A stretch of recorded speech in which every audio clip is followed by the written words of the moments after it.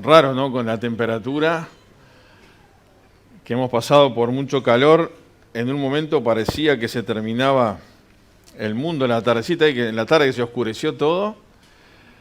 Y bueno, ahora se oscureció porque se ocultó el sol, pero en definitiva, quizás alguna tormenta por ahí puede aparecer todavía. Quiero compartir con ustedes en esta tardecita algunas cosas pensando en la fe. Estaba leyendo por ahí esas de las 5 solas que le llaman de la Reforma de Lutero, y una de ellas es solo por fe. Solo la Escritura, solo la gracia, solo la fe, solo Cristo y solo a Dios sea la gloria. Ahora, la fe. ¿Qué es la fe?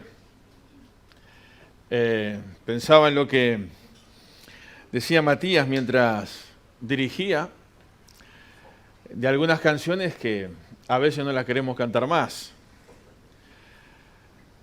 Y capaz que Dios nos diría, algunas canciones, mira, mejor no las cantes más tampoco. Porque no es que uno quiera, sino es que muchas veces la letra dice muchas cosas que son muy comprometedoras y a veces nosotros la cantamos y parece que le exigimos a Dios nomás que Dios cumpla, pero también a veces nosotros tenemos que mirar hacia nosotros y ver que hay muchas canciones que cantamos y que a veces no ponemos en práctica lo que decimos. Pero pensar un poquito en la fe. Si uno va al diccionario a buscar una definición, uno piensa enseguida en Hebreos 11.1, ¿verdad? Y Hebreos 11.1 lo que hace es describir la acción de la fe. Y lo vamos a leer más adelante, pero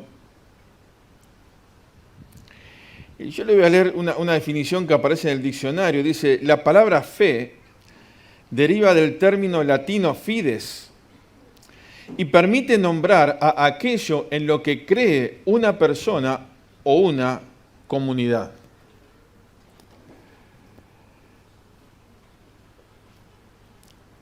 Es el conjunto de normas que rigen nuestra conducta. Porque una persona puede tener fe, puede regirse por diferentes conductas, por diferentes normas, que no necesariamente puedan ser las normas o los principios cristianos. Hay gente que tiene fe en otras cosas. Es más, a veces, bueno, no, esto no lo voy a decir porque complica un poco. Vamos a dejarlo así. Pero en esos principios, esos valores, esas normas que rigen una comunidad. Y si vamos a lo que es la fe desde el punto de vista religioso o desde el punto de vista cristiano, la fe es una experiencia que está basada pura y exclusivamente en lo que Dios dice. Entonces, esas normas y esas conductas que deben de regir nuestra vida, ponemos nuestra confianza, por nuestra fe, en aquellas cosas que Dios dice. Y a veces Dios dice cosas que a nosotros no nos gustan. Dios dice cosas que nos gustan y nos hacen mucho bien. En definitiva, todo lo que Dios dice nos hace bien. El problema es que nosotros a veces somos receptores de la palabra de Dios que cambiamos según nuestro estado emocional.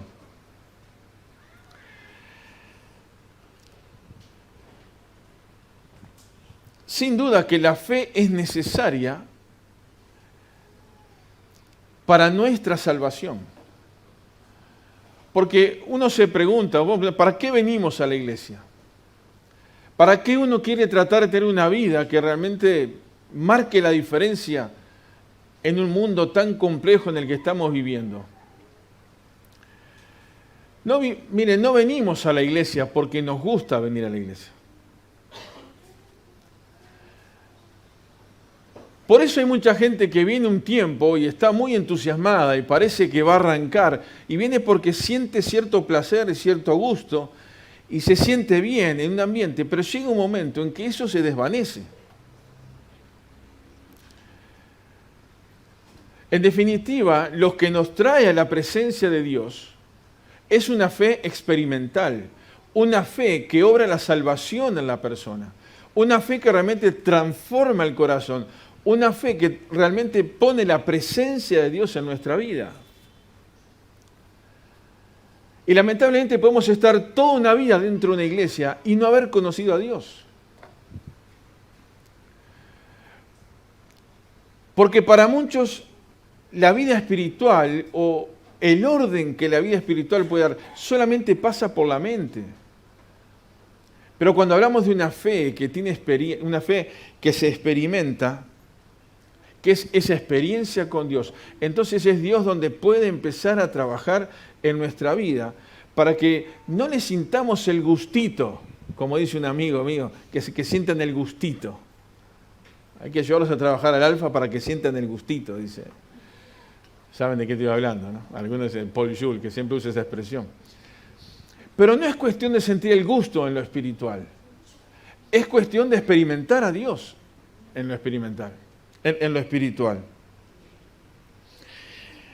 Todos pensamos en ese versículo de Romanos capítulo 1, versículo 17, que dice, porque en el Evangelio la justicia de Dios se revela por fe y para fe, y como está escrito, mas el justo por la fe vivirá.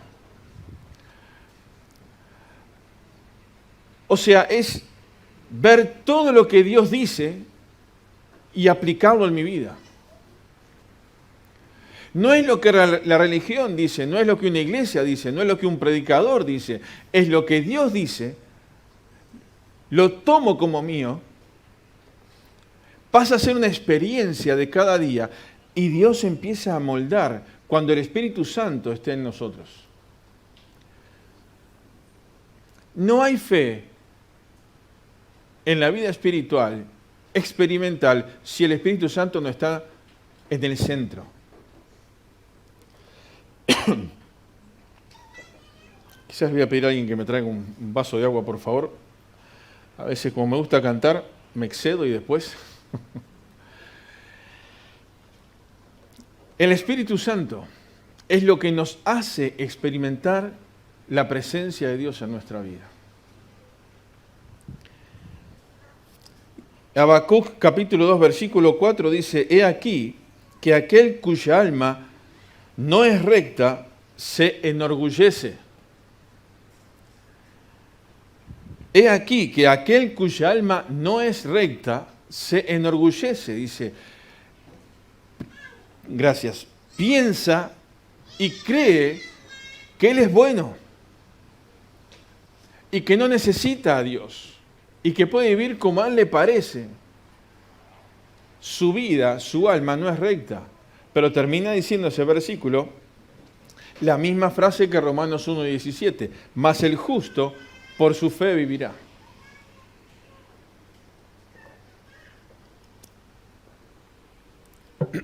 Ay, que estaba fresquita. Mas el justo por la fe vivirá. La fe lo que hace, entre otras cosas, es darnos cuenta que tú y yo no somos nada. Es darnos cuenta, nos hace dar cuenta de que realmente sin Dios nuestra vida no tiene sentido. Y yo quisiera que cada uno de los que estamos acá en esta noche podamos realmente preguntarnos a nosotros mismos y decir, yo tengo una fe experimental. Cuando tengo esa fe experimental, hay ciertas cosas que suceden y ahí yo quiero ver algunas cosas que se manifiestan a través de nuestra fe.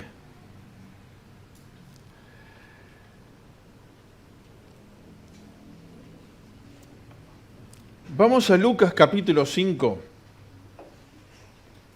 Lucas capítulo 5. Vamos a leer allí un pasaje, vamos a leer varios pasajes conocidos, pero que nos muestran una característica de la fe. Lucas capítulo 5.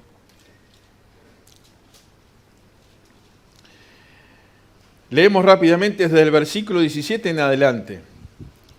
Lucas 5:17, que dice: y aconteció un día que él, el Señor, estaba enseñando y estaban sentados los fariseos y doctores de la ley, los cuales habían venido de todas las aldeas de Galilea y de Judea y de Jerusalén, y el poder del Señor estaba con él para sanar. Y sucedió que unos hombres que traían un lecho, en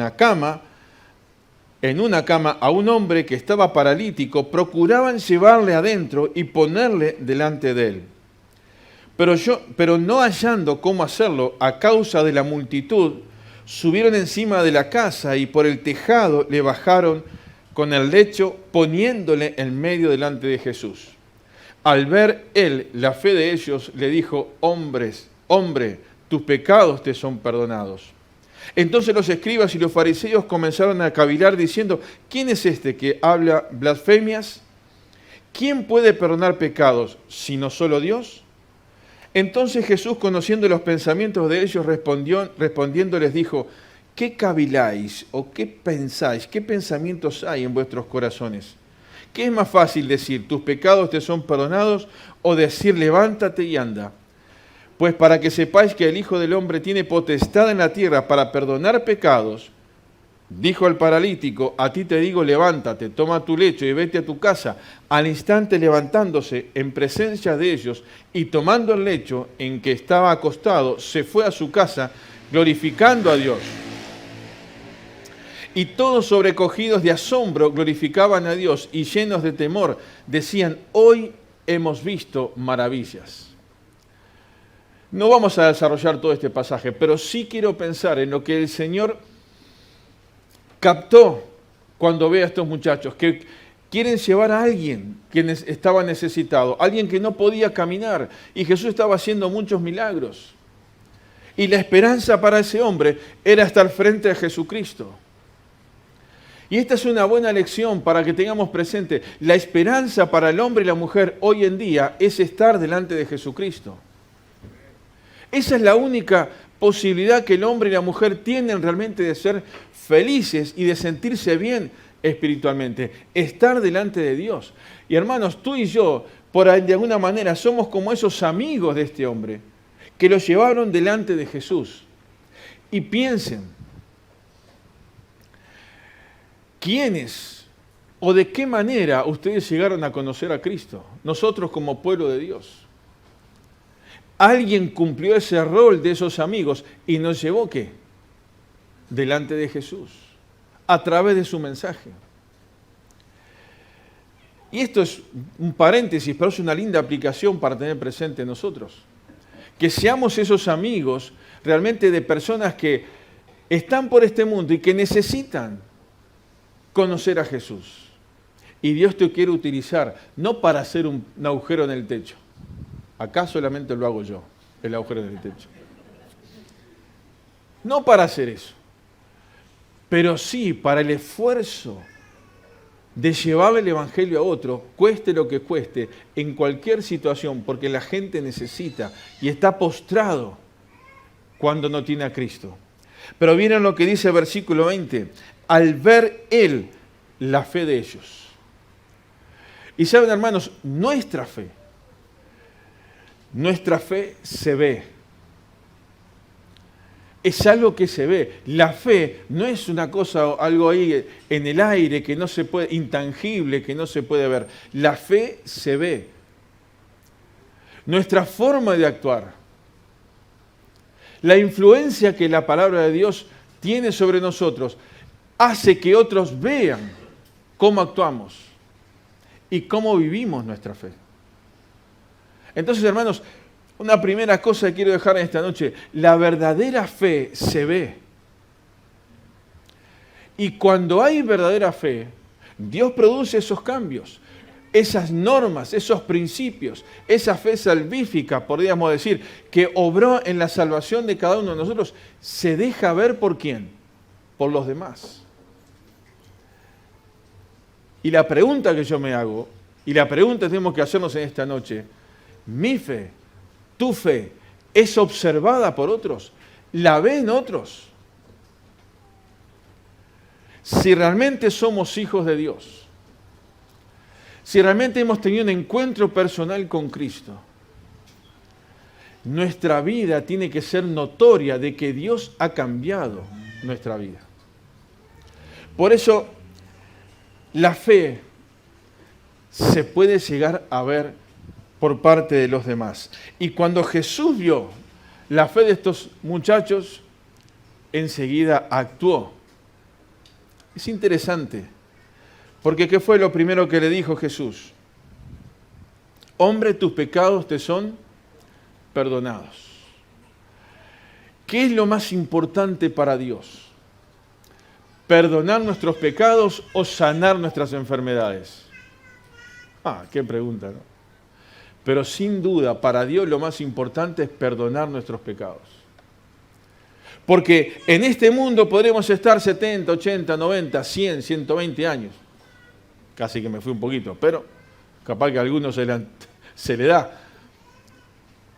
Pero ese es un lapso de tiempo muy corto comparándolo con toda una eternidad que tenemos por delante. Entonces, Dios puede sanarnos, sin duda. Y Dios ha mostrado milagros y ha salvado y ha sanado, sin duda. En otras situaciones Dios dijo que no. Pero lo importante es que en las dos, en el que dijo que sí y en el que dijo que no, lo más importante es que sus pecados sean perdonados. Y quiera Dios que todos los que estamos acá en esta noche tengamos la seguridad de que en esa fe experimental que es real, podamos decir, mis pecados son perdonados, pero no porque yo lo merezco o porque yo haya hecho algo, sino porque el amor de Dios me ha alcanzado y ha venido a este mundo para sufrir en la cruz por amor a ti y por amor a mí. Y yo tengo que abrir mi corazón y decirle, Señor, perdona mis pecados. No podemos seguir desarrollando este pasaje, pero vieron que del paralítico no dice nada. Solamente que dice, que obedeció. Cuando Jesús le dijo, levanta tu lecho y anda, ¿qué hizo? Levantó y se fue y anduvo. No dijo ninguna palabra, por lo menos no está registrado acá.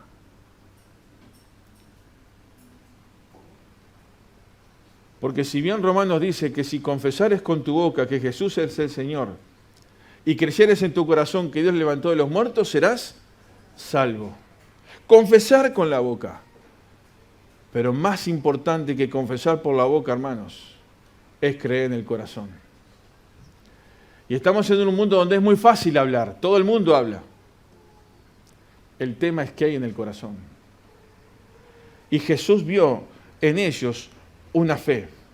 Vamos a Lucas, capítulo 12. En el mismo libro, unas páginas más adelante, capítulo 12,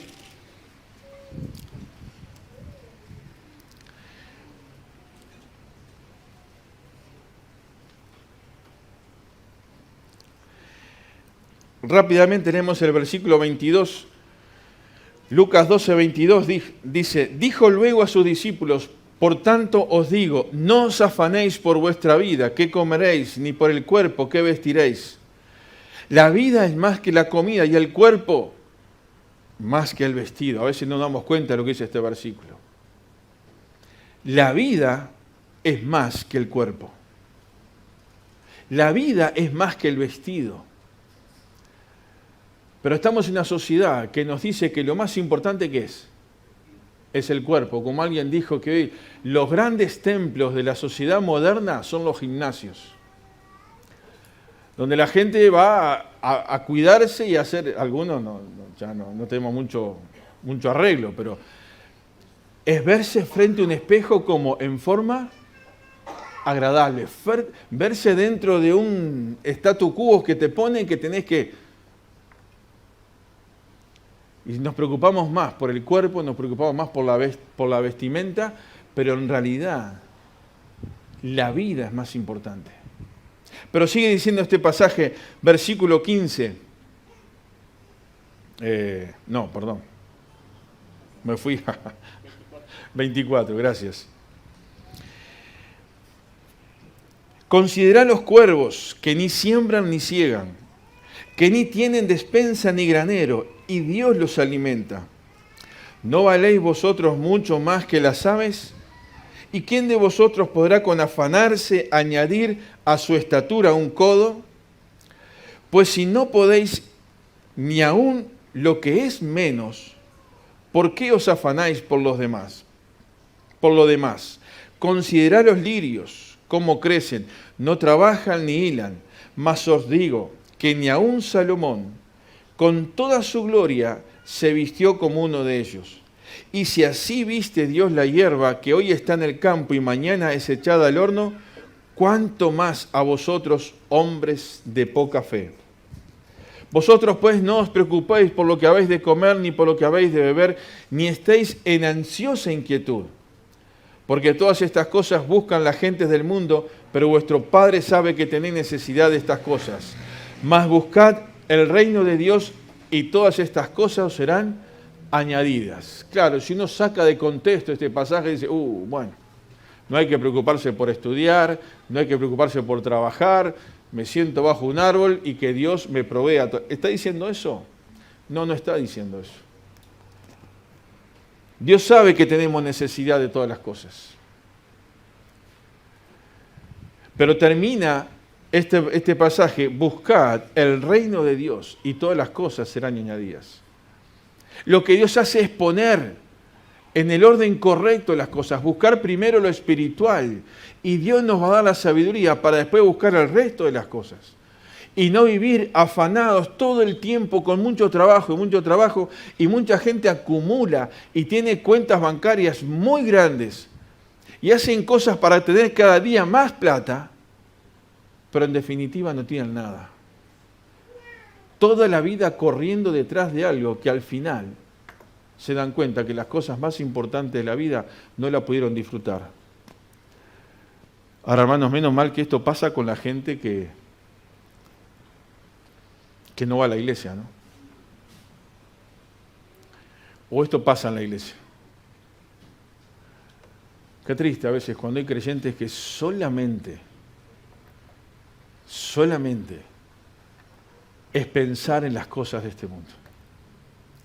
Y todos en algún momento, y lo digo yo en primer lugar, el burro en primer lugar, en algún momento, y si uno no está bien espiritualmente, cae en el mismo error, una y otra vez.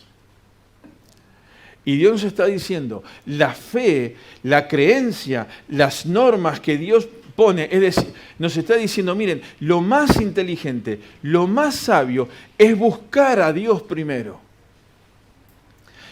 y administrar nuestra vida para su gloria. Saben, la fe es una fe que produce. Y quiero dejar esto en esta tarde también. Es una fe que produce. ¿Vieron que ahí el versículo 28 dice, hombres de qué? De poca fe.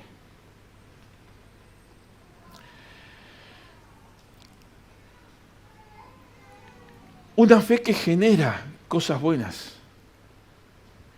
No me acuerdo, el otro día escuchaba a alguien, creo que fue acá en la iglesia, ¿no? Que a veces para la sociedad capaz que no somos los más exitosos. Pero sabemos que delante de Dios sí. Y la preocupación o la pregunta que tenemos que hacernos es, hermanos, ¿qué nos importa, no? Ser exitosos delante de Dios o ser exitosos delante de una sociedad. Y cuando yo digo esto, no estoy diciendo de ser irresponsables, de no ser responsable con el trabajo que Dios nos dio, hacer las cosas de la mejor manera, ser el mejor empleado, el mejor obrero, el mejor oficinista, el mejor de donde estén. Haciendo las cosas como Él quiere. Pero la fe, la experiencia que vivimos cerca de Dios, produce frutos que son, ¿qué? Eternos. Cosas que no quedan acá. Todo lo que uno puede hacer y lograr en este mundo, todo va a quedar ¿dónde? Acá. Pero la fe, la experiencia, vivir cerca de Dios produce cosas que trascienden la eternidad. Una fe que produce cosas. En Lucas, unos pasajes más atrás, capítulo 7, versículo 9,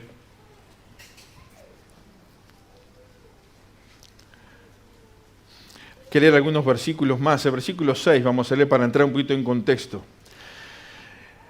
Y Jesús fue con ellos, pero cuando ya no estaban lejos de la casa, el centurión envió a uno de sus amigos diciéndole: Señor, no te molestes, pues no soy digno de que estés bajo mi techo.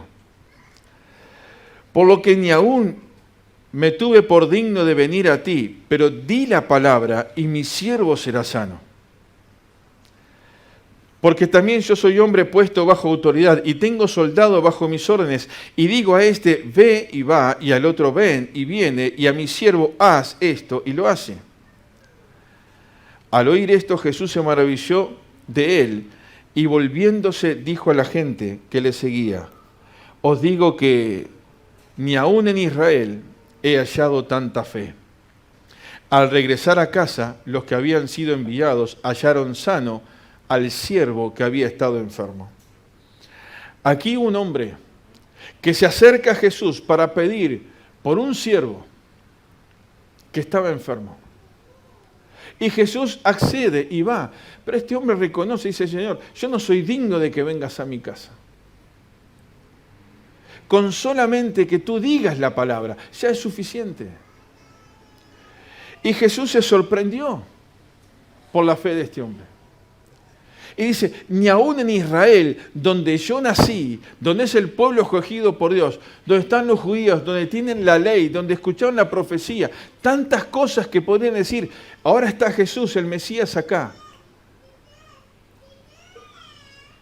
Y dice Jesús: ni aún en Israel encontré tanta fe.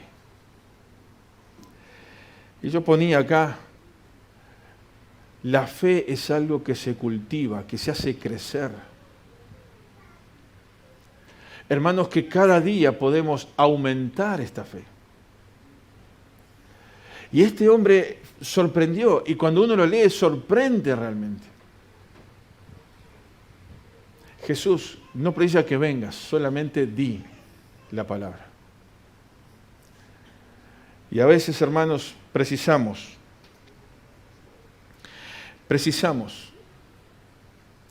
cultivar esta fe.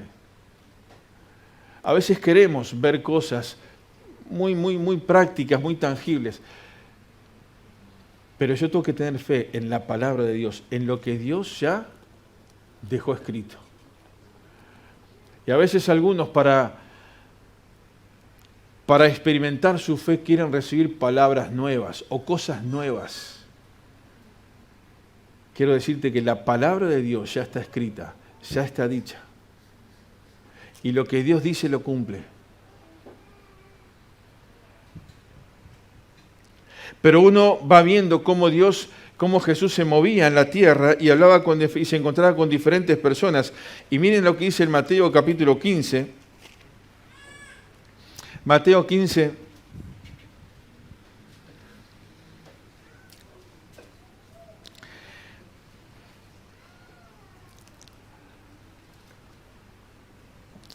Versículo 21, rápidamente. Mateo 15, 21 dice: saliendo Jesús de allí, se fue a la región de Tiro y de Sidón. Y aquí una mujer cananea que había salido de aquella región clamaba diciéndole: Señor, hijo de David, ten misericordia de mí. Mi hija es gravemente atormentada por un demonio. Pero Jesús no le respondió palabra. Entonces, acercándose sus discípulos, le rogaron diciendo: despídela, que se vaya, pues da voces tras nosotros. Él respondiendo dijo: no soy enviado sino a las ovejas perdidas de la casa de Israel. Entonces ella vino y se postró ante él diciendo: Señor, socórreme. Respondiendo él le dijo: no está bien tomar el pan de los hijos y echarlo a los perrillos. Y ella dijo: sí, Señor, pero aún los perrillos comen de las migajas que caen de la mesa de sus amos. Entonces Jesús, respondiendo, dijo: oh mujer, grande es tu fe, hágase contigo como quieres. Y su hija fue sanada desde aquella hora. Una mujer que no era del pueblo judío y se acerca a Jesús con una necesidad. Y Jesús en ese diálogo dice: bueno, yo he venido a traer un mensaje a los judíos.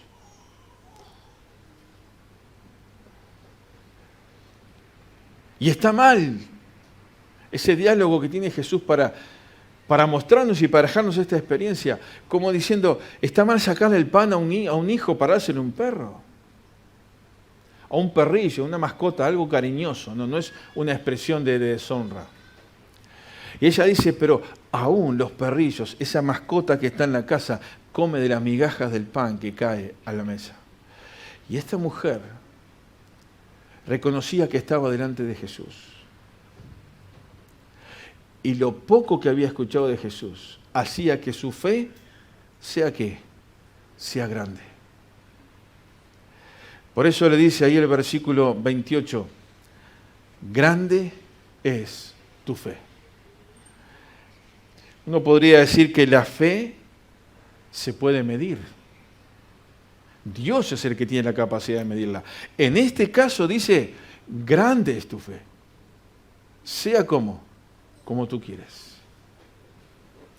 Pero miren lo contrario.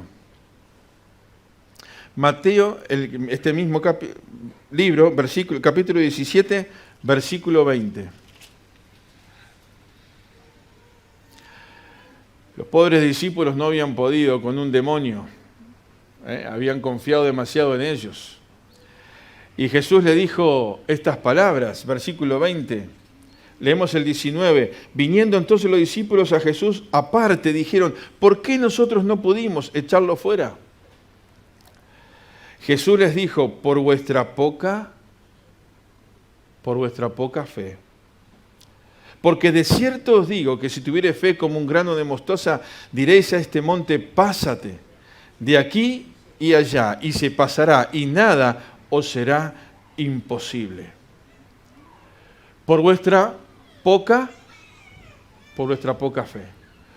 Entonces encontramos una mujer que tenía una fe que muy grande y otro que tenía poca fe. Y hermanos, ¿en qué lugar nos ponemos de la balanza? Los discípulos estaban tan cerca de Jesús, pero en definitiva su fe no era tan grande. Y una mujer que no conocía mucho de Jesús, pero lo poco que había escuchado, era lo suficiente para tener una fe grande en Jesús. Y hermanos, la pregunta que tenemos que hacernos es: ¿qué tan grande o tan poca o tan pequeña es nuestra fe?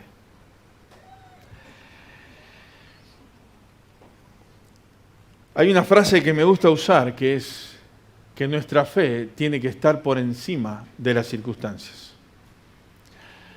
A veces nuestra fe está sometida a las circunstancias. Y según las cosas que nos pasen y según las cosas que Dios haga, entonces más mi fe o menos. En definitiva es al revés. Si yo realmente practico y tengo una fe experimental, estoy dispuesto a estar debajo de la soberanía de Dios y aceptar su voluntad, aunque me duela, me parta el corazón y yo pueda pensar que es lo más injusto que puede haber. Pero si tu fe es grande, tu fe te hace aferrarte ¿a quién? Aferrarte a Dios. Cuando tu fe es poca, tu fe es débil, entonces ¿qué termina? Uno se enoja contra Dios, le echa la culpa a Dios de todo lo que pasa y se aparta de su fe.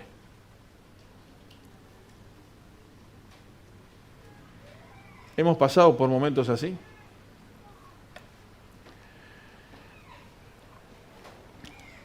No es fácil.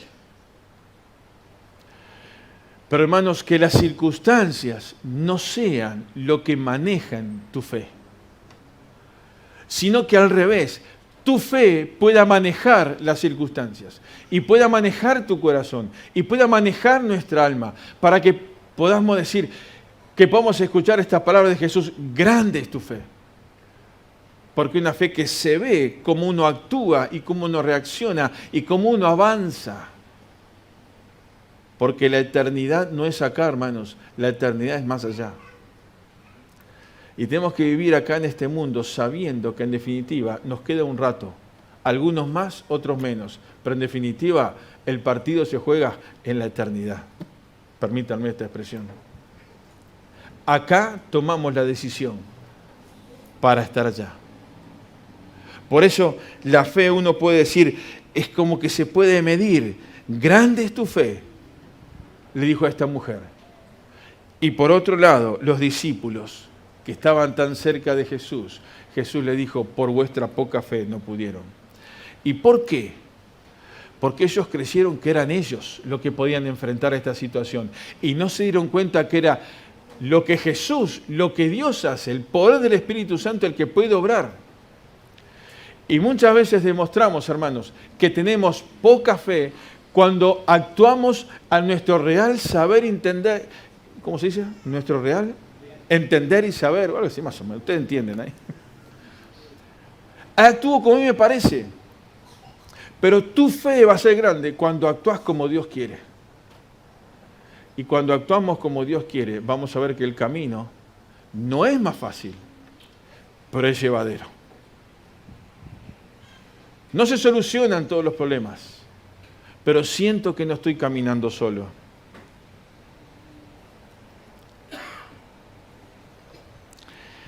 Quiero leer 2 pasajes más y ya termino. 3, cortitos. Lucas, volvemos a Lucas capítulo 7. Para reafirmar algunas cosas de lo que dijimos al principio.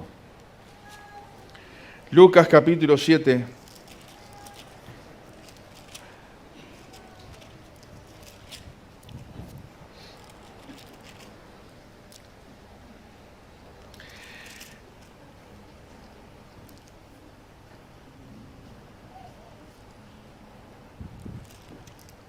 Quiero leer algunos versículos. Versículo 48.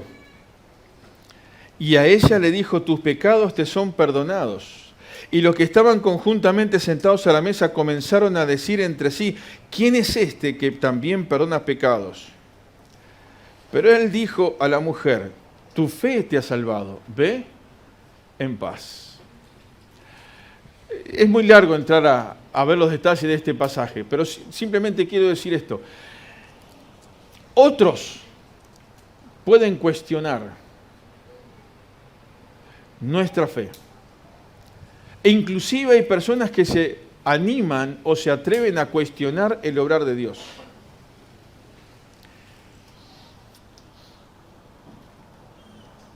Y después, si tienen tiempo en su casa, lean todo el contexto de este pasaje. Todo lo que dice, ese diálogo entre un reclamo y otro, pero Jesús llega a esta conclusión. Dice, ve en paz porque tu fe te ha salvado. ¿Y qué quiero dejar con esto? 2 cosas muy importantes rápidamente. Primero, que la fe es necesaria para la salvación del alma, como dijimos al principio. Pero también nuestra fe y el obrar de Dios en nosotros produce ¿qué? Esta palabra tan cortita de 3 palabras, de 3 letras, que es paz. Hermanos, cuando experimentamos nuestra fe tenemos paz en el corazón.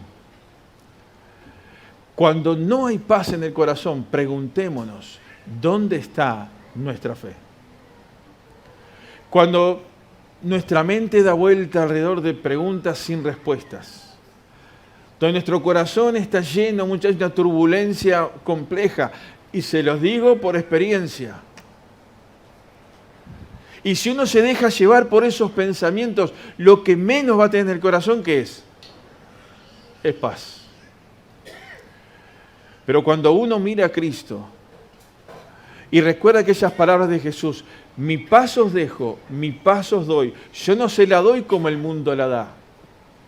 La paz que da Dios es verdadera. Entonces, ¿qué hago? En esa turbulencia tengo que abrir mi corazón, llevar mi mente a la mente de Cristo y aplicar toda mi fe en lo que Él dice. Y ahí la paz de Dios inunda el corazón. Hermanos, esto es blanco o negro.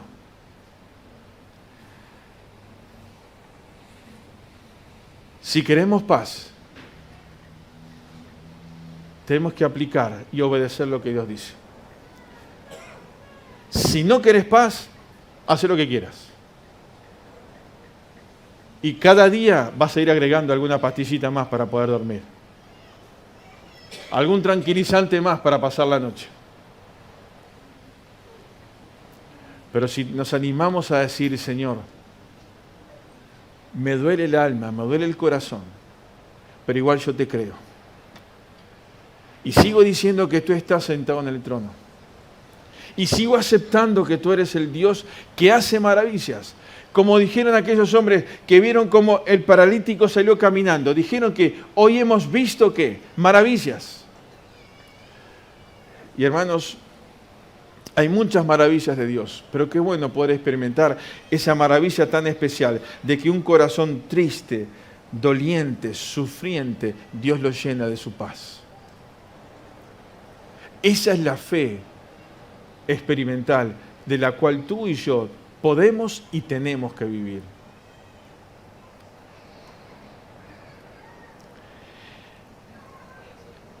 Y ahora sí, el último versículo, Lucas capítulo 17. Lucas capítulo 17,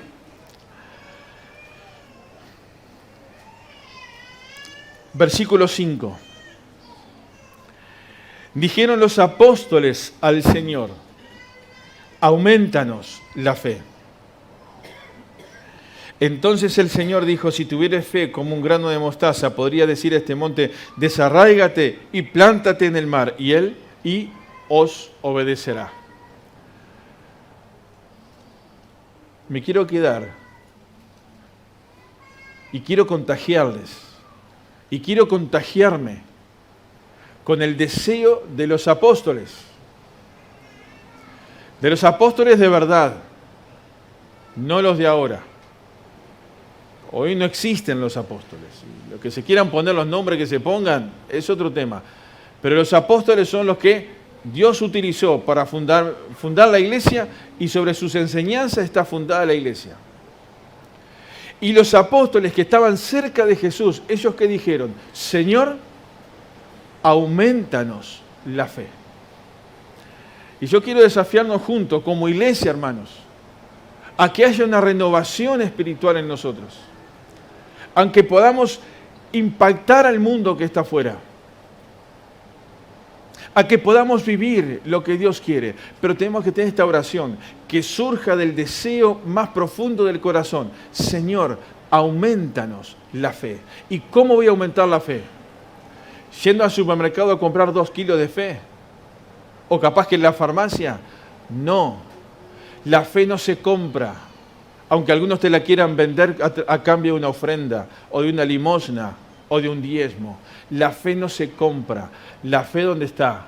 Está en conocer cada día más los principios, los valores, los mandamientos, los estatutos, las normas que Dios dejó a su pueblo, a su iglesia, para que en la medida en que la vivamos, podamos experimentar más a Dios. En la obediencia está la bendición. Y eso es la fe del creyente. Y hermanos, yo quiero animarte en esta noche.